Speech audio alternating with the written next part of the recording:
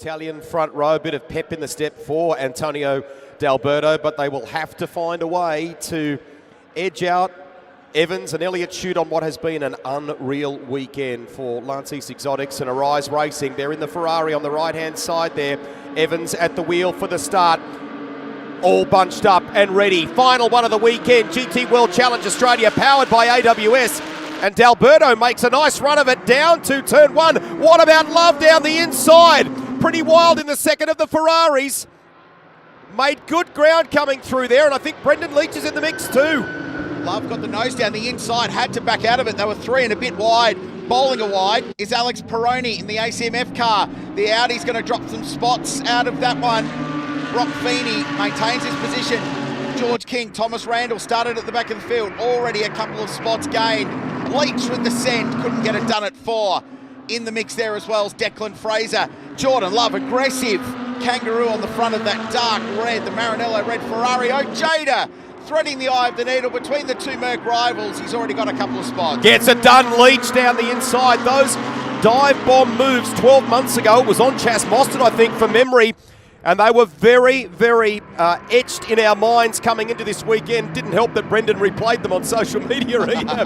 But he's replicating that sort of form here now in the Dale ITM Audi. So running in the top 6, that silver and black entry. It's Evans who leads the way from Tony D'Alberto. Need to give a shout out to that silver and gold Audi in third place. That is Ryan Wood, Walkinshaw Andretti United driver, and he is making a claim here for potentially second place. Good start by Ryan Wood. Deep, deep down under the skin, these two cars related. The Audi R8 and Lamborghini Huracan platform, both V10 powered, very, very similar style of racing car. Ryan Wood in just his second ever round in GT3 cars, absolutely flying. He and Steve Brooks had a pretty solid day yesterday with 6th place finish in the Wolfbrook racing car run by Melbourne Performance Centre. AMG GT3. Evans across the line and almost breaks the lap record again, flying his margin 2.5 seconds over D'Alberto now, who has still got Ryan Wood locked up under the rear wing of that beautifully liveried Lamborghini Huracan in second place. Then Feeney going with them, and Love, how aggressive was his start in that run into turn one. Put the nose of the Ferrari down the inside and ultimately decided it might be a little bit too risky. Backed out of it. Great to see the West Aussie back racing in Australia, and as fast and competitive as he always has been. To your point, that lap by Evans was literally only just over a 10th off the record-breaking pace. That's for position. Ryan Wood gets by Tony D'Alberto, up into second place now. Look left, look right, dive down the inside of the Huracan, and he's up into second place. Steve Brooks will be cheering, won't he? He's a pretty excitable character, so he'll be thoroughly enjoying this. Big place for him to come and play while he makes the next move in his potential supercars career. He was very, very good in one-make Porsche racing. So too his brother, who was a champion of Carrera Cup and Sprint Challenge Australia and went overseas to go and race. Had an involvement with MB Partners, the management company run by Mark Blundell, former IndyCar and Formula One racer, as Brock Feeney gets up the inside of Tony D'Alberto, but there was no opportunity to squeeze by there. This is the fight for 3rd, 4th and 5th place. Jackson Evans is leading by more than 4 seconds now, the AM class being led by Renee Gracie.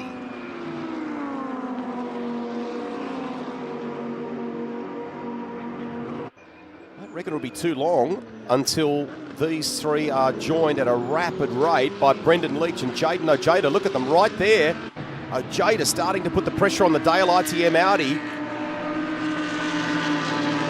This is another enormous drive from Ojeda, starting at the back. Gobbled up a bunch of cars early on, sided his way through the field, and now looking to get up and pass Brendan Leach. Tom Randall still battling with Declan Fraser behind for 8th and 9th position.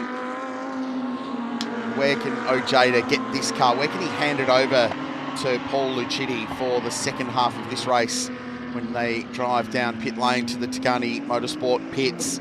They've got an extra 5 seconds to carry as a result of finishing 3rd. If you're not up with the news in GT World Challenge, the Juicer's had a run of P2s of late. He was 2nd in the opening round of GT World Challenge. He was 2nd at the Bathurst 6 Hour. He was 2nd in a 5 Hour GT race at Suzuka. So he finished third last night. At least it wasn't P2. He was kind of hoping that the change of result went one way the other way instead of P3, but at least he's broken that run of results. Winning today is going to be really difficult, starting from the back of the field in a grid this deep and this competitive.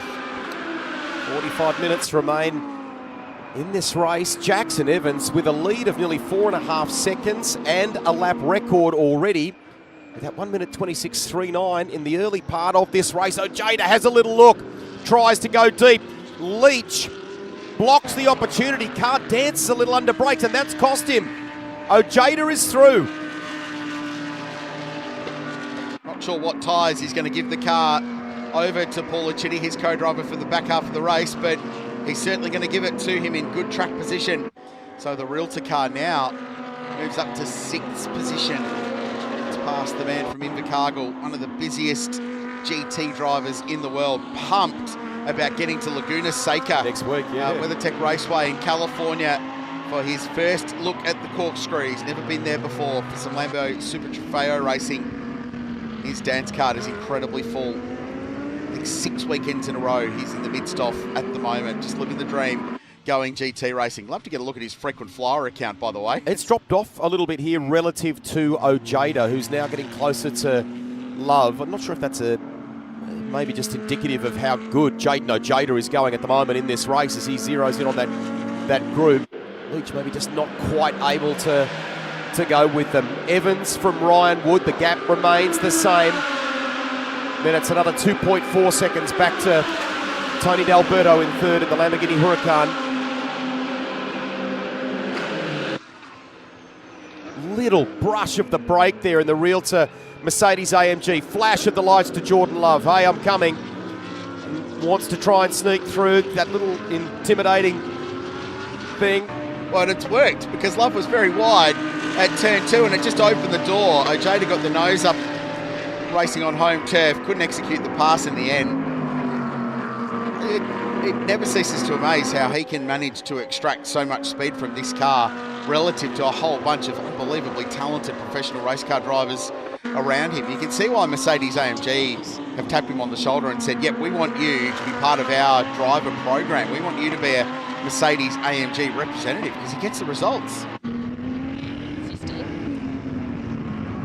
Jackson Evans continues to lead the way over Ryan Wood and Tony D'Alberto. 43 minutes to go. We're racing our way towards the pit stops in GT World Challenge Australia, powered by AWS.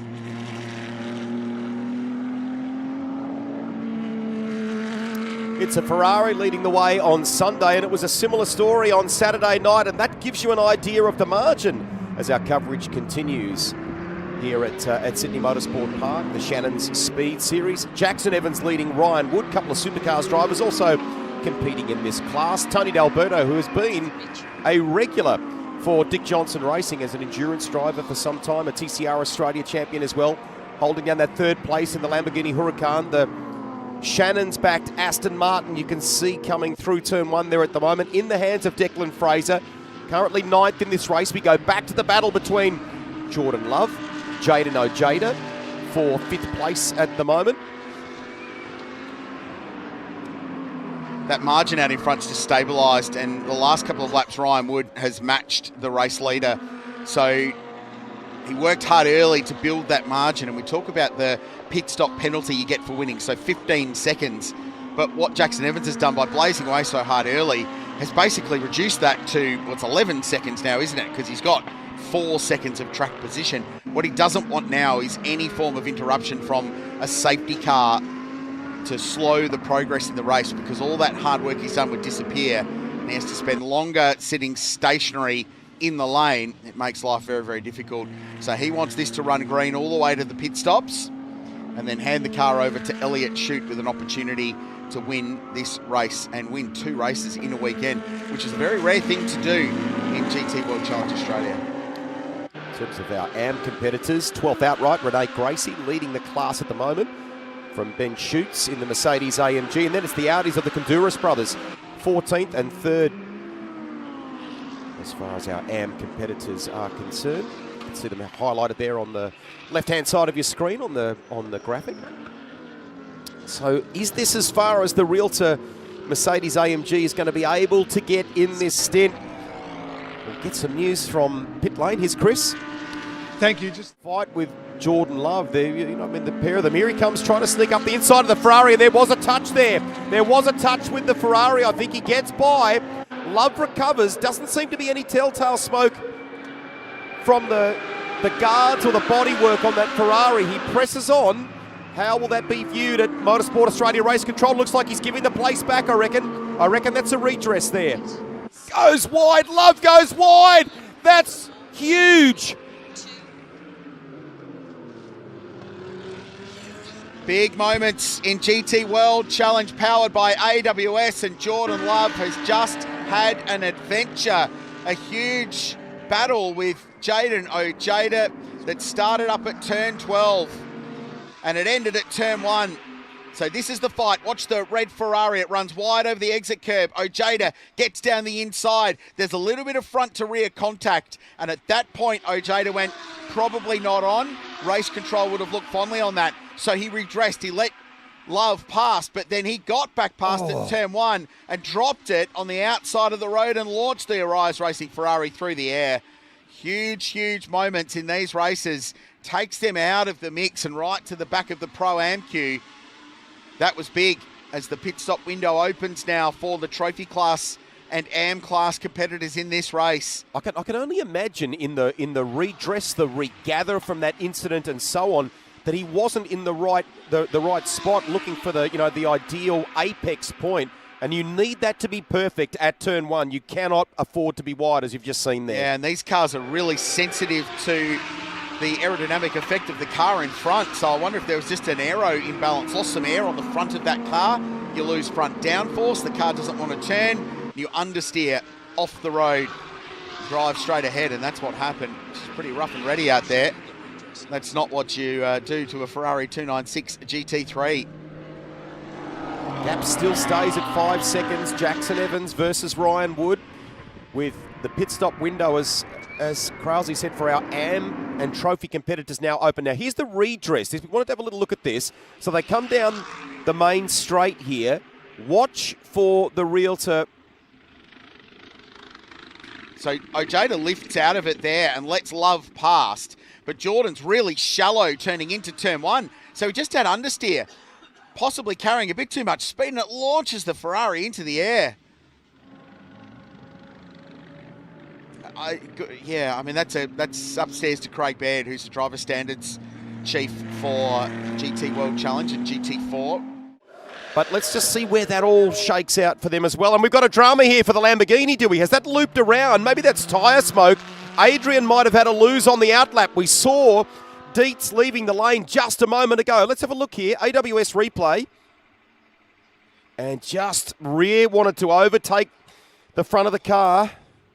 Decent catch. Very good catch. The full 360 loop drive on. Wolfbrook Motorsport. For MPC, leaves the lane. The Dale ITM car drops and leads the lane. They put 4 new tyres on car 26, so that's the lead change right there. Shorter pit stop time for car 88. Steve Brooks, the man from Christchurch on the South Island, is going to assume the race lead. Chute drops and goes now, but has 4 brand new tyres. We understand that they've only done pressures on car 77, which is Steve Wyatt and Jordan Love. So there goes Wyatt. Paul Lucchini takes over the realtor car. Brad Schumacher behind the wheel of car 888. Someone's locked up. Someone's gone around, and that's the Brad Schumacher Audi. Brad Schumacher, the Kelso electrical Audi, down at turn 2. We were focused on Tim Miles, and you could hear it off to the side of our camera. Through goes Wyatt. Through goes the realtor entry. Fist pump for young Ryan Wood for the stint that he did. And it was a very good stint. Had that car in second place from the very early part of this race and consistently kept it there. Hovered around 4.5 to 5 seconds off the Ferrari. It was a good run by Ryan Wood. Audi, and he's trying to work his way past Theo Caduris. He's got Gary Higgin in front, and this is being very costly. Does Chute see an opportunity here? He's going to do that down the inside, does he? Oh, it's so close, and there's almost contact. But Brooks gets away with it for the moment. Almost squeezed down at 8 there. Great stuff. Play on, but now this is for the race lead. So they just need to get by Theo Konduras here if they can. Theo currently second, we should point out. He's got up to second in the AM class, ahead of Woodman now. So the Konduras brothers in that Super Barn Audi, second in class. Not playing for the same race, and these two Audis not even in the same team. The Super Barn car run by Tagani. Oh, shoot, tried to get down the inside at 1. So Theo was pretty friendly for Brooks on the run in there to turn 1. The door was shut for Elliot Shute, who has to wait for turn 2. And that just opens up a couple of car lengths between the two leaders now. There's Woodman, third in the AM class on the back of Konduras now. So we keep watching the clock. 8 minutes remain in this one, and there's a couple of people hanging on. Literally.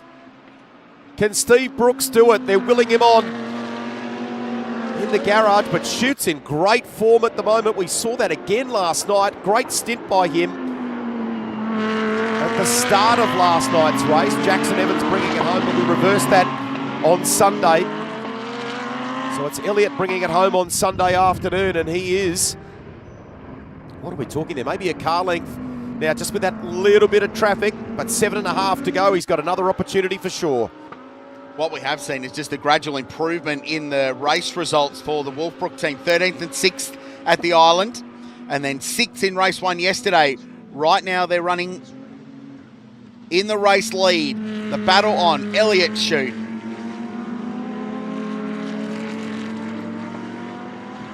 Down towards turn 1 again. Well, we've been joined by... We'll come back to that in a minute. Let's go to Stubbsy first.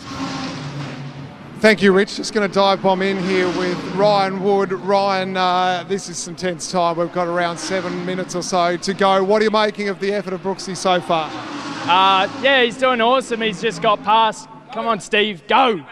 Yeah, he's doing an awesome job. But, yeah, Elliot's in another league at the moment, and that Ferrari's pretty fast. So looking forward to seeing a bit of BOP for the next round. You've got the engineer here in front of you. You've been giving some messaging, and you're making the boys laugh too with that little one. They didn't miss that subtle little dig at the bosses. What's the messaging in terms of where he can be quicker and how he can make this happen? Yeah, for Steve and I, both of us, we really struggle at the high speed, and you know, when you've got good benchmarks like Brock and Brendan, it makes you look a little bit average at turn 1. So we're just building up, and he's doing awesome, and yeah, fingers crossed we can hang on to P2. All right, I'll bounce on down while we're here and see if I can get Brendan and give us an update on your day out there so far. Yeah, a tricky first part of the race. It was pretty busy at the start. There was a bit of contact all over the show, but Tim's doing a really good job now. For us, it's just about having a good result today after yesterday, and so far so good. We've got Brad right behind us, who's really quick, but I'm sure they'll play fairly. We'll tick off a trifecta. We'll leave you, Ben. We'll jump in with Brock, who's here as well. Brock, for Brad out there, he will be more filthy with him, and nothing needs to be said, right? He's harder marker, isn't he? Yeah, he is, but look, we didn't put ourselves in a good position. We just weren't very fast, and you know, Tony was doing a great job, and we just didn't have any pace to get around him. So look, he's further back than what he should have been, and yeah, obviously made a mistake at the start there, but that's a part of it. Hopefully, well, it's between the teammates, but he's just got him actually. But yeah, if we can salvage a podium here, it'll be good. We're certainly not the fastest this weekend, but we'll just try and keep ticking away a few points. That's just a track thing. Obviously, the winners on the Sunday down at Phillip Island, the Audi just not quite in its own here. We've just been a bit up and down over the weekend. We've been fast at some points, but yeah, just struggled like last night. We got hosed, and a little bit the same this morning. But anyway, we'll come back at the next one and try to go again. Thanks, Brock. Cheers. So a couple of things happening there. Thank you, Chris, while those interviews were happening, and Brock rightly pointing out that Brad Schumacher has moved into third place. So here's the replay. Here's how this has happened. So this is Brooks v. Elliot Shute. Elliot Shute takes the lead at this point. Brooksy tries to come back at him here briefly. Since that moment, Elliot has established a lead of 1.4 seconds. Jackson Evans and the team, congratulations. And we'll try and establish what happened as well as far as Schumacher v. Miles is concerned. In the meantime, joining us here in commentary is the Minister for both commentary and racing this weekend. Vote 1 for Thomas Randall. How was the stint, sir? Welcome back. Oh, great to be back, Rusty. The stint was definitely intense. A bit trickier when you start at the back in 14th, and that first lap was pretty lively and managed to pick off a few of them. Ojeda was pretty quick, but yeah, handed the car over, I think maybe in, I don't know, 6th or something, and D'Alberto was holding up a big queue there. He was doing a mega job being able to hang on to P2 for a while there, and yeah, I think we all pitted pretty much the same lap apart from D'Alberto. He went one lap earlier, trying to get off probably that rubber, and no, the car was feeling pretty good. Yeah, like I said, tricky with the aero washer. Had one moment at turn 1, but some good battles as well. And Zalua, he's 9th, I think, at the moment. So yeah, I don't think we're going to be getting a podium today, but yeah, it's been a lot of fun this weekend. At the opening lap, where there was a lot going on, and you got juiced. That's the question. That's the statement. Question or statement? No, both. There was aggressive stuff going on there, though. Yeah, there was. He actually hit me out of in the middle of turn 5 and put me sideways, and then he went down the inside. But look, he was pretty fast, and then I think he had contact with Jordan Love at the last corner, and then he redressed, and then Jordan had his own moment into turn 1. So yeah, it was pretty chaotic out there, but thankfully everyone's still going around, which is good. And yeah, obviously Elliott Shute and Jackson Evans, they've been super fast, and I think the fact that D'Alberto was struggling just has really helped them. Quickly, before we focus on the end of this race, time for a little headline. Will we, won't we see you doing more outings like this? I'm not sure, to be honest. I'd love to do more. It's a lot of fun with the whole team at Scani Motorsport and with Marcel. I literally got the call up a week ago, and he said, look, at the moment, it's just a one-off. We'll see how we go, and maybe after last night's podium, you might want to do some more, but we'll wait and see. It's either way, it's been a lot of fun, and I really enjoyed being in the comp box with you guys, and also being able to race a Mercedes-AMG GT3. Consummate politician, perfect answer, no clarity there. And you know what? Can stitch a deal together where we keep the commentators on one side, the races on the other. What a weekend you've had. Good for you. Well played. Try to keep everyone happy here, guys. So hopefully we've nailed it. Well, and the outcome from a weekend should be to send as many invoices after it as you possibly can. So here's the battle down into turn 1. So we cast our eyes back a little bit to 7th and 8th position. Liam Talbot and Mark Rosser having a scrap. So the South Aussie in the ACMF car for Team BRM and the Valente Rosso Mercedes AMG.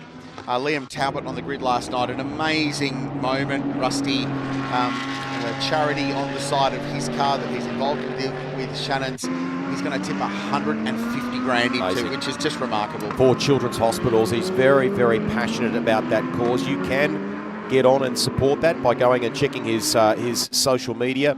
He has been big at both Phillip Island and here on matching donations, but last night right in the midst of that live interview, I think with Chris Stubbs, he basically said, I'm going to do something here, and made the commitment. So wonderful that he's done that. Very, very important cause and close to his heart.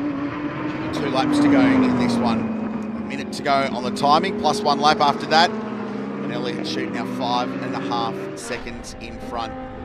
Talk racetrack to me, Thomas, because the grip levels change so much at this place, we know, and we've been talking about tyres, and we don't want to go on too much about that at the end of the race, but how different was it over the course of your stint before you handed the car over to Marcel? It was a lot trickier for sure. I mean, I guess I started the race, heavier fuel load, and the fact that the race is, that 2:10 to 3:10 window in the day, right in the peak of the UV. So certainly the track felt a lot slipperier and a bit more tired deck today than tonight. So just losing the rear pretty much over the stint. I think I looked, some of the other cars were struggling a bit more, and it's just so tough when you're right behind other cars, and the aero wash around here is a little bit challenging. But look, I still had heaps of fun, and yeah, turn 1, when you're right behind a car, it's pretty wild. If you have a snap and you go to correct it and then flick the steering wheel back, sometimes the power steering can lock out a little bit. So it's quite challenging like that, and you're always changing the ABS and traction control settings depending on the grip levels as well. And yeah, it was just a really fun battle, like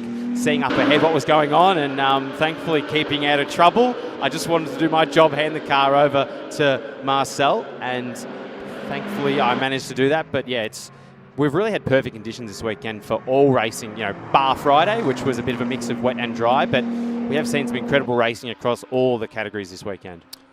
On the run home, last lap board is on display for Elliott Shute, who's now down at turn 2. A couple of other results that we'll highlight once they cross the line, but certainly from a trophy perspective, Good effort for Gary Higgin and Matt Stupas in the KFC Audi, given the dramas earlier in the weekend. And the AM class at the moment being led by Renee Gracie, another very, very good outing in the OnlyFans Audi, and 11th outright. Thomas Randall's left the building. He's going to go and congratulate Marcel Zalua as he crosses the line. And just on that point, we haven't seen much of them today. Sergio Perez, P6, that's a sister Guy Valmont racing car. After a pretty tough opening stint to the race for George King, Perez has come home with a wet sail on that one and is chasing down Paul Lucitti. Tim Miles has continued to fend off the advances of the Realtor Mercedes, so he's 4th. Brad Schumacher 3rd, so valuable championship points for that combo, and they'll move to 2nd in the standings heading into the next round of the championship. The hardest thing to do in GT racing is to back up a Saturday win with one on Sunday, and it's the first time it's been done in a long time in GT World Challenge Australia, powered by AWS, but it's no problem for Jackson Evans and Elliot Shute. Back-to-back in Sydney, Arise Racing dominating, and they're 3 out of 4 in 2025. That is quite the lineup there at Arise Racing. A couple of drivers who've starred in Radical Cup competition this weekend. An engineer who's a real valuable addition to that team. Schumacher crosses the line in that 3rd place. Realtor Audi with Lucitti at the wheel, 4th. Brooks takes an excellent 2nd in the end, down by 9.5 seconds on Shute. So it's a win that slips away, but take the positive. A really great opening stint by Ryan Wood, and Brooks will be happy with that. This is a busy little battle. Liam Talbot's got it all going on here. Mark Rosser was battling with him, and Marcel Zalua's cruised up to the back of them. Right at the end, 7th, 8th and 9th, bang, bang, bang. Talbot 7th, so championship points there for the Aston Martin. And here's Renee. So she's going to sweep the weekend as well, and that will comfortably entrench her on top of the AM class standings. And that basically, I think, highlights or kind of underscores what she talked about in last night's post-race interview, how good she feels about her return to racing journey. It gets better every year, and clearly in 2025 we've seen it go to another level. Back-to-back wins in the AM class for Renee Gracie. Congratulations to all of the team there. And that's inside Arise Racing with Jackson.